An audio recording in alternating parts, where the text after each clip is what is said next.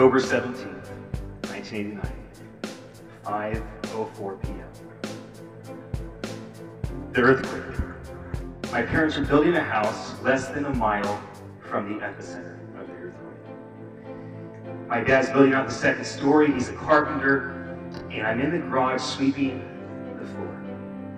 All of a sudden, the house starts to shake, and my dad starts to scream, "Yeehaw!" like he was riding the wave of his life. And at that moment, in my innocence, I yell at my dad, "Dad, stop shaking the house!" As my mom grabs me by the collar, drags me out of the garage, and I see the road, again, less than a half a mile from the epicenter of half-toss, going up and down, and the cars bouncing down the road. And at that moment, I learned some things. I get to choose how I respond to the earthquakes of life. As my dad started off screaming with joy, it eventually became a scream of great fear. But he first responded with, "Well, here's an earthquake, I'm gonna ride it." And think about my mom, how she protected me. And she grabbed me and protected me from that earthquake of life. And earthquakes will come for some of us tonight, or this week. And earthquakes have come very often in my life. I grew up as a carpenter, building houses with my dad, and at some point I got frustrated. I just thought, man, I'm always thinking of ideas and I want to start things, and I got to stop swinging a hammer. And I'm sitting across from the sales manager. I'm a young guy. And he starts talking about selling yellow pages. I can sell yellow pages. I use the yellow, that's easy. And I go on to tell this guy why I'm the greatest salesman that's ever lived, although I never sold a single thing except for the movie I wanted to go see and the restaurant I wanted to go to. And he gave me a shot. I had a successful career with the Yellow Pages, and I was able to see the transition to yellowpages.com. And I just learned so much about giving a young guy a chance. And it gave me a chance to get out of banging my finger and walking around with always one or two fingers black and blue. Or coming home at 5:30 and falling asleep and not wanting to get up in the morning to go to work. And giving a young guy a shot.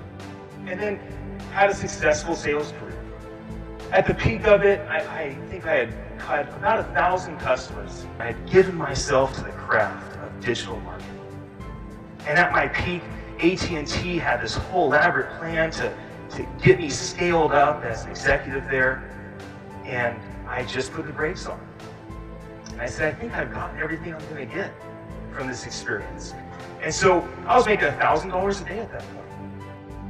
And I quit my job. And I found someone to partner with at a software company. And we had no software. And we had no customers. Give me an iPad, put together a 10-page design, I'll go out and sell nothing. And we'll just see what happens. I walked in and I asked them what they wanted, and I said, that's exactly what our software does. Exactly. And they trusted us. They gave us a shot to take me on my word that I would serve them well and give them the most I could. And from that, from 2010 we started that to recently we had exploded from me and my friend at his house to about 75 employees, 3 offices around the world. And I prefer to give my job to 3 of my employees, leave a legacy, and walk away and start something new. And so I'm still involved with my parents at their construction company, on the board with them, and involved with my wife's music.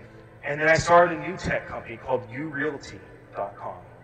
I'm excited about that. I'm putting my passion and my energy and my drive into that because I just have a tendency to never stop. Just to go and to go and to go. And to realize, I probably have the same success if I just figured out my schedule a bit better. And put my family first. How do I serve my employees? How do I serve my partners? How do I serve my family? How do I put them first? And as the earthquakes of life come, in health and in family and in business, you can choose how you're going to respond. And I encourage you to scream out with joy and ride the wave.